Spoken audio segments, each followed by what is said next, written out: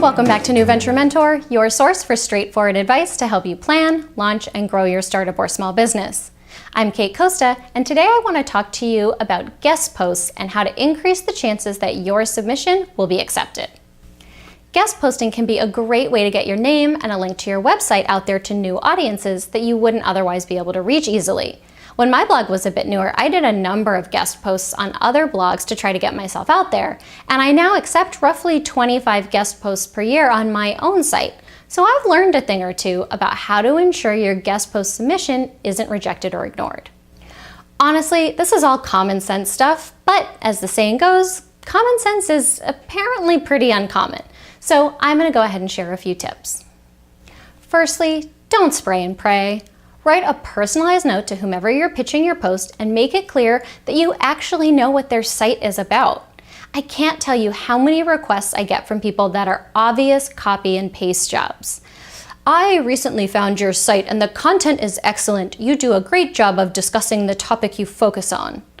The topic I focus on? Really? You couldn't be bothered to swap out that phrase and put in the actual topic that I focus on? Secondly, make sure that your pitch is relevant. I get tons of pitches from people that want to write about totally unrelated topics.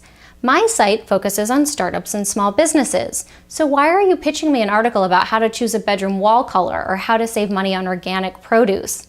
You're wasting your time and mine, because if you had bothered to look at even a couple of the posts on my site, you would know I'm not going to publish those.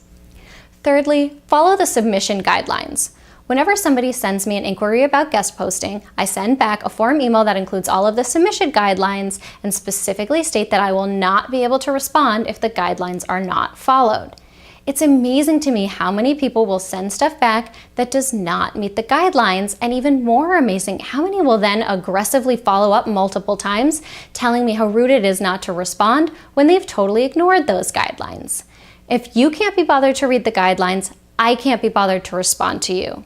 I schedule my guest posts on a first-come, first-served basis, and a post will usually go live roughly 8 months after it's submitted because of the volume of post submissions I receive. I simply don't have time to go back and forth with you, chasing you down for the stuff needed for the post. It's your responsibility to follow the directions. Also, this isn't really a separate tip, but it's along the same lines. Don't assume that you should get special treatment. My form email with the submission instructions clearly states that posts are scheduled on a first-come, first-served basis, and a post will usually go live roughly 8 months after it was submitted. If I accept one, I send an email letting the author know the date that it will go live. So many times the author responds saying, "Oh wow, that date's really far in the future. Couldn't you just get it live a bit earlier? This month would be best for me." Now listen, I get that waiting 8 months might not work for a lot of people, and that's why I let you know before you take the time to submit that that is the timeline.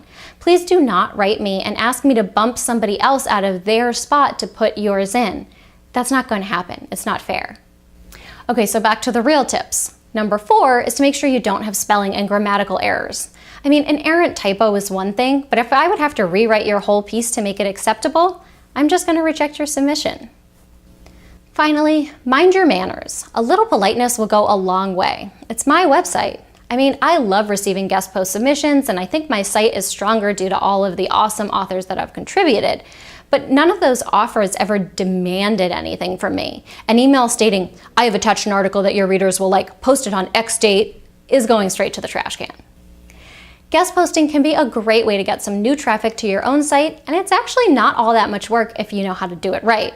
Follow these tips and you should have a higher probability of getting your submissions accepted, whether you want to write for katecosta.com or for any other site. If you'd like to write for me, shoot me an email and I will happily share my submission guidelines. You can find my contact info on my website if you're watching this on YouTube. That's it for this week here on New Venture Mentor. If you liked this video, please let me know by liking it and sharing it on social media.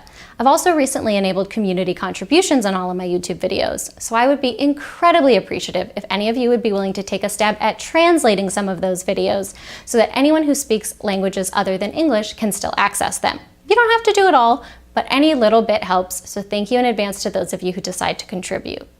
That's it for now. Thanks for watching, and I'll see you next time on New Venture Mentor.